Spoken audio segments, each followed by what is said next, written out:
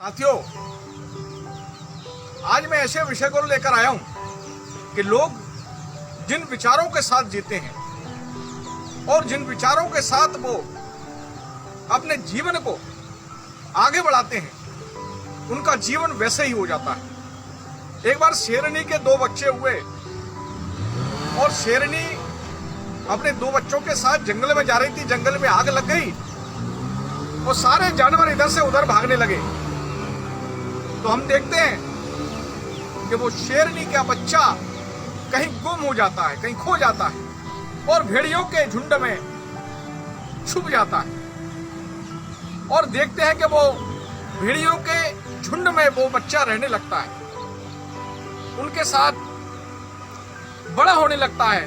उनके साथ जिस प्रकार से वो भेड़िया व्यवहार करते हैं उस प्रकार से वो व्यवहार करने लगता है, क्योंकि वो अपने आप को अब भेड़िया ही समझता था, क्योंकि वो भेड़ियों के झुंड में था, भेड़ियों के विचारों में था, भेड़ियों के साथ जीवन यापन कर रहा था। जब वो शेरनी का बच्चा बड़ा हुआ तो अचानक जंगल में वो शेरनी मिली, क्योंकि वो माँ थी, अपने बच्चे को पहचान गई कि ये तो मेरा बच्चा है। उसने उसको पुकारा तो वो शेरनी से डर गया और वो शेरनी से कहने लगा कि मैं तो भेड़िया हूं, मैं आपसे डरा हुआ हूं। शेरनी ने बहुत समझाया कि तुम मेरे बच्चे हो, तुम शेर हो, लेकिन तुम अपने आप को भेड़िया समझते हो, क्योंकि वो भेड़ियों के साथ रह रहा था, भेड़ियों के विचार सुन रहा था।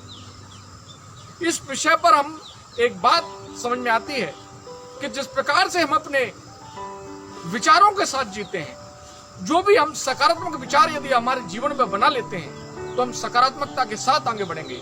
और यदि हमने अपने जीवन को नकारात्मकता में बना लिया तो निश्चित रूप से हमारा जीवन संपूर्णतः नकारात्मक हो जाएगा।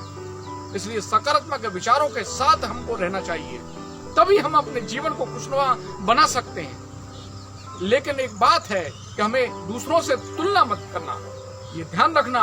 मैं पहले भी कह चुका हूं कि हो सकता है जो आप में गुण हो, आप हमेशा दूसरों को सोचते हैं कि इसमें बहुत सारे गुण हैं, हो सकता है जो आप में गुण हो वो दूसरों में ना हो। इसलिए अपने गुणों के साथ सकारात्मक विचारों के साथ जीने का प्रयास कीजिए, तभी आप अपने जीवन को आनंदमय और विकासमय और प्रगतिशील बना सकते हैं। मैं इतना ही कहना चाहता हूँ। बहुत बहुत धन्यवाद।